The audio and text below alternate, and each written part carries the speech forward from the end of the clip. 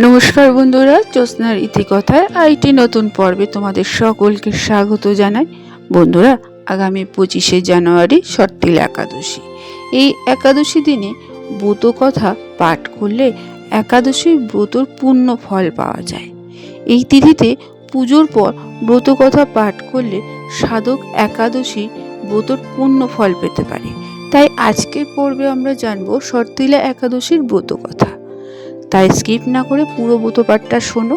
ভালো লাগলে অবশ্যই শেয়ার করে দেবে, লাইক করে দেবে, আর পাশে বেল আইকনটিকে প্রেস করে রাখবে, যাতে পরবর্তী ভিডিওর এরকম নোটিফিকেশন সবার আগে তোমাদের কাছে পৌঁছে যায়। বন্ধুরা, শাস্ত্র মতে একাদশীর উপবাস ও পুজো করার পর ব্রত কথা পাঠ করলে সর্বাধিক সুফল পাওয়া যায়।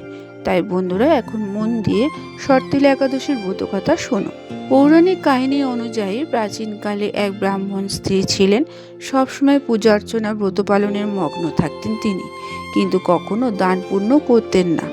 সেই ব্রাহ্মণ স্ত্রীর পুজো ও উপবাসের দ্বারা নারায়ণ অত্যন্ত প্রসন্ন হন। একদা নারায়ণ জানান যে ব্রাহ্মণ স্ত্রী পূজা অর্চনা ও ব্রত মাধ্যমে নিজের শরীর শুদ্ধ করেছেন, তাই তিনি বৈকুণ্ঠ লাভ করতে পারবেন। কিন্তু তিনি জীবনে কখনো দান করেননি, তাই বৈকুণ্ঠে এসেও তার খাওয়া দাওয়ার ব্যবস্থা হবে না। এই বিষয়ে চিন্তা ভাবনা করে নারায়ণ স্বয়ং ভিক্ষুক বেশ ধারণ করে সে ব্রাহ্মণ স্ত্রীর কাছে গিয়ে ভিক্ষা করে। তার বাড়িতে অন্ন ছিল না। সেই ব্রাহ্মণই ভিক্ষুকরূপী নারায়ণকে একটি মাটির ডেলা দিয়ে দেন। নারায়ণ সেটি নিয়েই বৈকুণ্ঠে ফিরে আসেন। কিছুকাল পর সে ব্রাহ্মণ স্ত্রীর মৃত্যু হয়। বৈকুণ্ঠ লোকে গমন করেন তিনি। সেখানে তাকে থাকার জন্য একটি কুঠির দেওয়া হয়। ব্রাহ্মণ স্ত্রী সেই কুঠির খুলে দেখেন যে সেখানে খাওয়া দাওয়ার জন্য কোনো অন্ন নেই।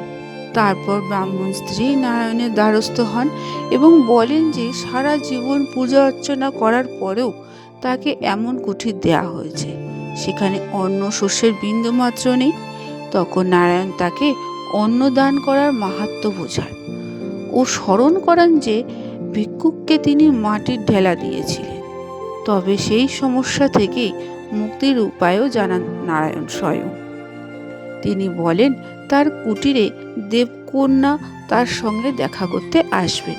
তখন তার কাছ থেকে সর্তিলা একাদশী ব্রত ও দানের মাহাত্ম্য শুনতে বলেন বিষ্ণু স্বয়ং। পাশাপাশি নারায়ণও জানান যে এই একাদশী ব্রত পালন করলে তার সমস্ত ভুলের ক্ষমা হবে, মনস্কামনা পূরণ হবে। বিষ্ণুর কথা মতোই দেবকন্যা সেখানে এসে উপস্থিত হন। ব্রাহ্মণ স্ত্রী দ্বার খোলেন ও সর্তিলা একাদশীর মাহাত্ম্য শোনেন। নিয়ম মেনে ব্রত পালনের সঙ্গে তিল দান করেন। এরপরই তার কুঠি অন্নে ভরে যায়। প্রচলিত বিশ্বাস অনুযায়ী সর্তিলা একাদশী তিথিতে ব্যক্তি যত তিল দান করে তত হাজার বছর পর্যন্ত বৈকুণ্ঠ লোকে বাস করে। এই হলো সর্তিলা একাদশীর ব্রত কথা।